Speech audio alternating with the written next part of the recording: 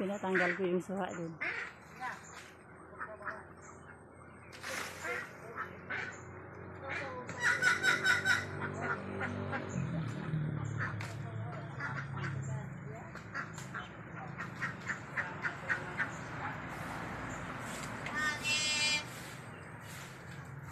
Hello everyone! So today's video guys, isi-share ko sa inyo yung ating project sa Pilipinas.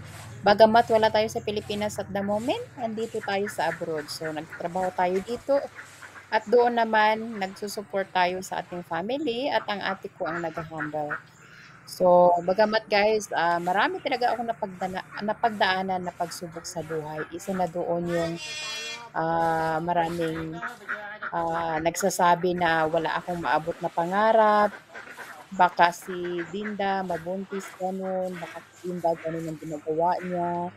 So, until now guys, marami pa rin tayong narinig na mga salitang hindi kanais-nais na marami pa rin talagang taong hindi masaya sa kabila ng nakikita nila sa pagtulong natin sa ating pamilya. Pero guys, isa 'yun sa mga nagpapalakas ng loob natin na lumaban tayo at magsumikap at patunayan natin na hindi totoo yung mga naririnig natin or yung mga sinasabi ng mga kamag-anak natin sa atin.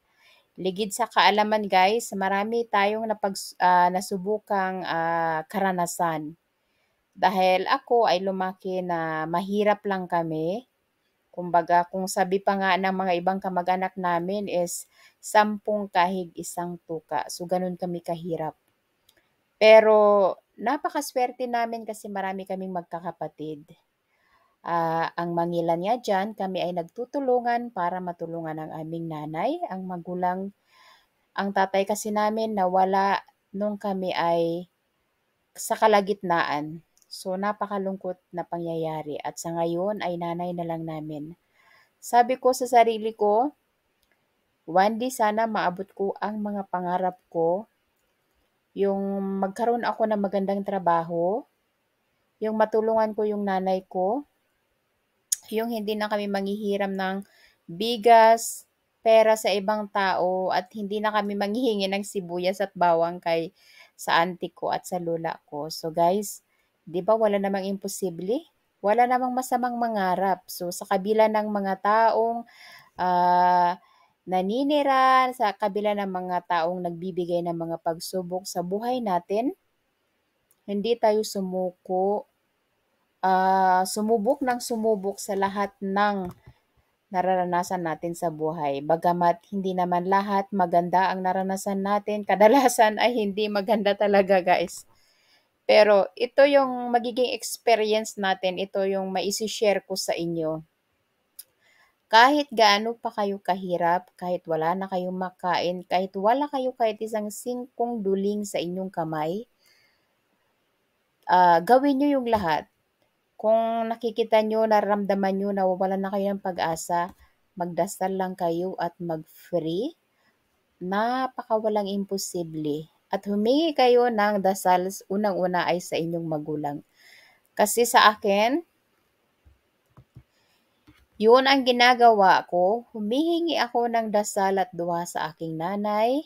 Humihingi ako ng dua sa mga tao na alam ko napakamabuti kalooban nila. So yun guys, walang imposible. Pag maraming taong nagdadasal para sa'yo, madali lang ang blessing na dumarating. At alam nyo guys, nagsimula ako sa wala, marami akong naranasan, marami akong iniyak, marami before ko makahanap ng magandang trabaho, marami akong iniiyak talaga guys, hanggang ngayon. Pero napatunayan ko sa sarili ko, hindi pala yun hadlang. Kaya naman guys, tingnan nyo, ang isa na namang project ang pinapagawa natin na ngayon ay pinapagawa natin si Inan ang kanyang dirty kitchen na sana ay matapos. At yes, isa ito sa mga pinapangarap natin na mapatapos natin ang kanyang bahay. Kasi yung magulang natin, para sa akin, ang nanay ko ay always number one. So, Gusto ko habang ang magulang ko nabubuhay, kasi siya ang pinaka-inspirasyon ko. Siyempre, kaya ako nagtatrabaho para sa kanya. Pangalawa, mga ate ko. Ang mga ate ko ay pari-parihas silang special sa akin, malayo man ang loob nila sa akin. Kung mayroon man silang sigalot, nandito lang ako para sa kanila. Alam nila yun. Sa mga ibang kapatid ko, of course, hindi ko man kayo natutulungan lahat.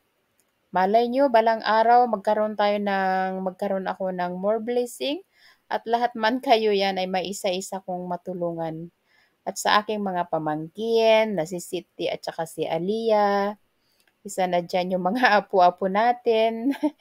Ligid sa kaalaman niya guys, may apo na nga ako eh. Isa doon yung mga anak ni Jenny Ann. So yan. Of course guys, sa aking mga pamangkin, kung sino yung mga masunurin, mababait, nandito lang naman yung mga auntie nyo. So ito nga guys, yan, sa kabila ng pagsisikap natin, isa na namang project. Ayan. So dito, yan ang aking ate, nagbabantay, ang aking nanay, ate, si Ronil, ng aking hipag, yan, nandito yan sila guys. So, I'm happy talaga kung may nagagawa talaga akong project sa amin. Kasi para sa akin guys, kahit wala akong maipon na pera, kahit wala akong sobra-sobra sa kamay, basta nakikita ko may mga project akong naibibigay at na unti-unti kong nakikita kung anong naipapagawa ako, unti-unti kong nararamdaman yung family ko masaya. So, Naka-jacket? napakasaya ko talaga kasi nga para sa akin, ang pera kaya kong hanapin, pero yung kaligayahan ng family ko, Nang muri pon. para sa akin, grabe, para akong ano, basta I feel ko talaga pag masaya yung nanay ko, masaya na ako. Hindi ko iniisip na kailangan kong mag-ipon ng sobra-sobrang pera. Ang para sa akin, ang importante, yung nanay ko mapasaya ko. So, makita ko lahat yung family ko masaya. So, happy na ako doon. So, I hope guys, isa ito sa mga magiging aral. Kumbaga, sana may nakuha kayong aral sa mga sinasabi ko kung nagets nyo po kung ano yung ibig sabihin ko. Hindi po dahilan kahit na gaano kahirap yung buhay natin. Kasi kami po nagsimula na Ako na ba? Ako na ba dati mo po mga bata Itan? kami ay sobrang naming hirap. Wala kaming makain. Papasok kami sa school, walang makain. Pagbalik namin sa bahay, walang makain. Wala kaming baon, maski piso. Pero pasok pa rin kami ng pasok. Nasagay ka si Bin Maras. Minsan, pag-uwi namin, saging lang yung pagkain namin. Kuntento kami. Pero Maras ka na natapos dyan naming lang uno. mag-aral. Hindi yun naging hadlang. Nagtrabaho kami sa ibang tao, nagdamo. Uno? So, yung akalain mo guys, yung wala ka ng pag-asa. Wala ka ng pag-asa sa buhay. Pero, yun pala sabi ng nanay ko, may Tuhan. Tama yun. Huwag tayong mawala ng pag-asa. Hanggat nabubuhay, may pag-asa. At try our best. Sa aking sa aking Elmer at saka sa mga nagtatrabaho ngayon, don't worry guys. So, coming soon, pag-uwi ko dyan, may mga pasalubong kayo lahat. Kita kits, coming soon in the Philippines. At thank you sa mga tulong nyo. Siyempre, kung wala kayo dyan, hindi natin magagawa yan, hindi natin matatapos. Kaya, thank you rin kay Ate Lynn. Thank you very much, Ate Jing.